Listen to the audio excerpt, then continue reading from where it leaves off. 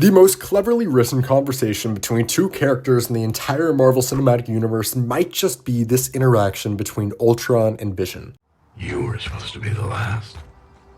Stark asked for a savior and settled for a slave.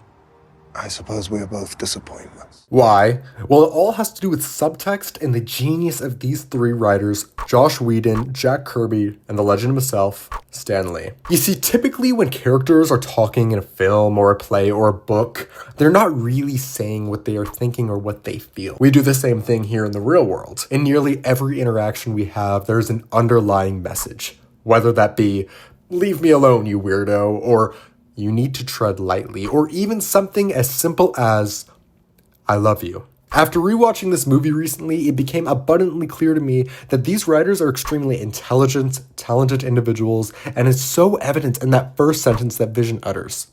Those two words he says that just reveal the absolute genius of these screenwriters.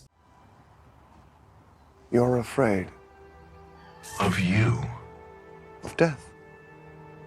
You're the last one. You're afraid. Why does this matter? Because this isn't subtext. This is what Vision means. The raw core of the conversation, no beating around the bush, no long monologue, no prying. This is an exception to the rule that all well-versed writers have followed for millennia. I mean, this entire interaction lasts just over a minute. It's blunt. So why did the writers make this creative decision? Because these aren't humans, or at least not fully. And I'm not going to dive into the full lore of what Vision is or isn't. We're going solely based off of movie canon here in Avengers Age of Ultron and nothing more. But that's it. This is a conversation between two individuals who see the world as it is, see each other as they are, and more importantly, aren't capable of anything else. It's just like Vision said. It's a privilege to be among them. You're unbearably naive. Well, I was born yesterday. And I'd be regretful if I didn't take a moment to talk about this beautiful line Vision says here right at the end of the conversation. The irony of it, and how it all ties in. They think order and chaos are somehow opposites and try to control what won't be.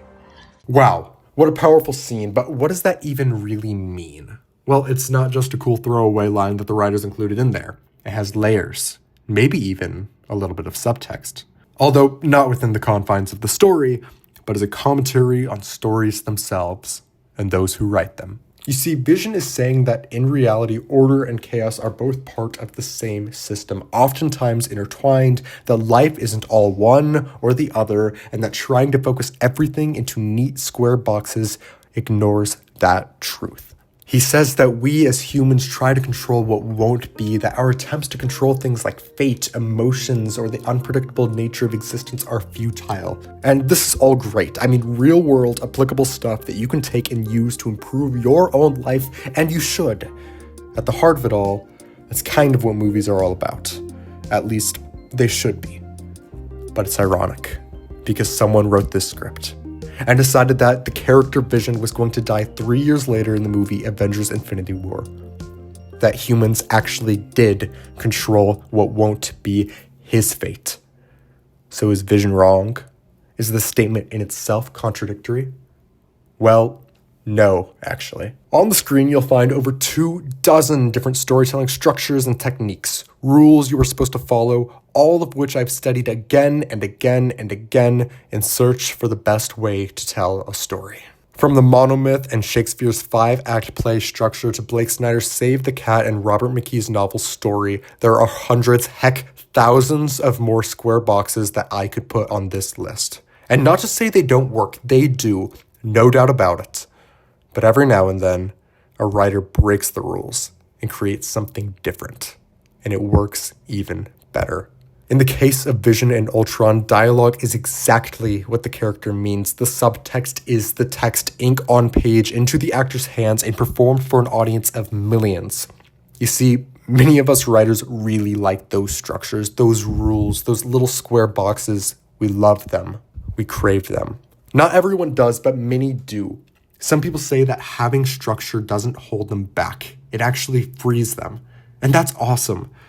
But if we always restrict ourselves to solely write within those boundaries, we never get the opportunity to come up with something so clever like this masterpiece. It is, in fact, the chaos of thinking outside the box that sets writers free to break rules just like this one, just as Vision suggested.